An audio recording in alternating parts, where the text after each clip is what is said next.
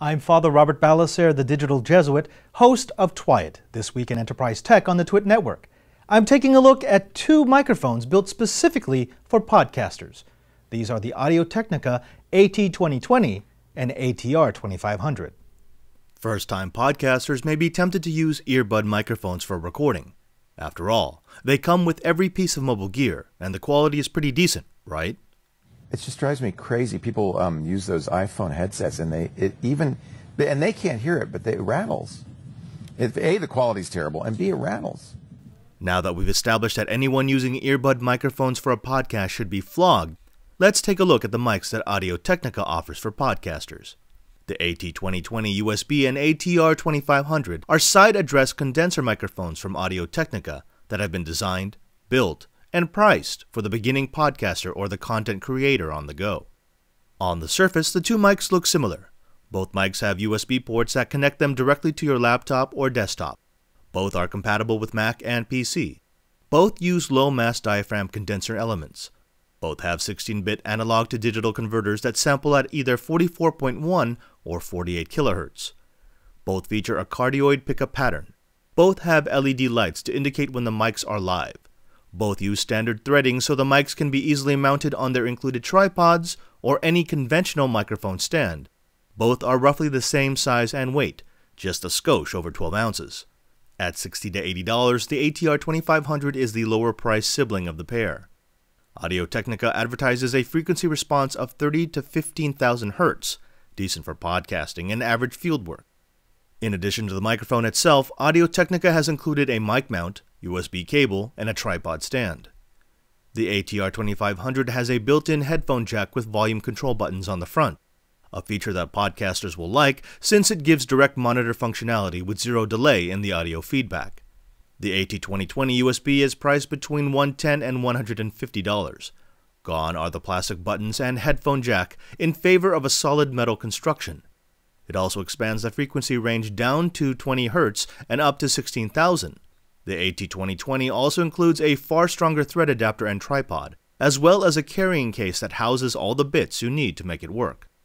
Using either microphone is easy, with a single USB cable providing both connectivity and power. Windows 7 and Mac OS X immediately recognize either Audio Technica mic as an audio recording device.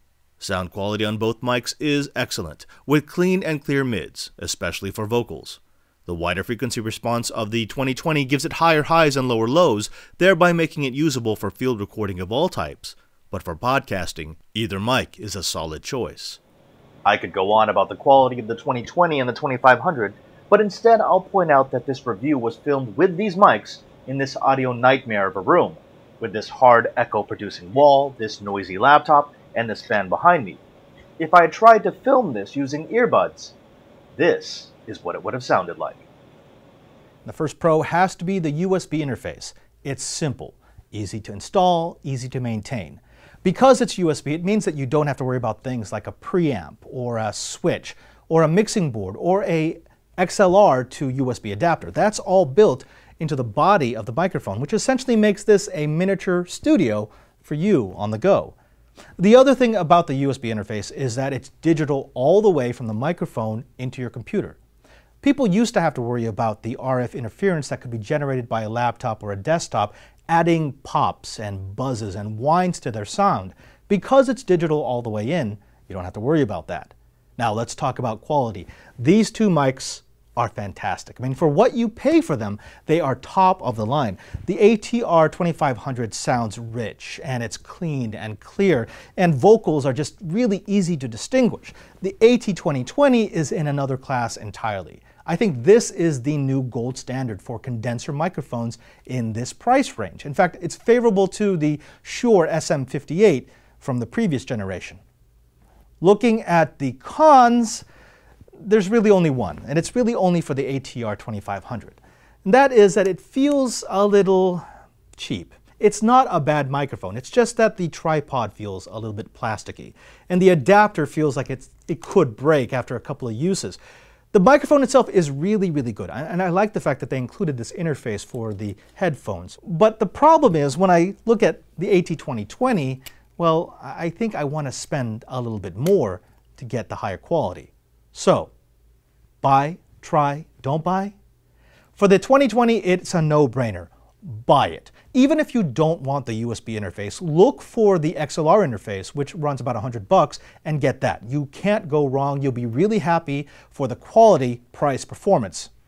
For the ATR 2500, I'd say it's a try. Not again because it's a bad mic, but because I think most people will find that they'd want to spend a little bit more and get the top of the line in USB podcasting mics.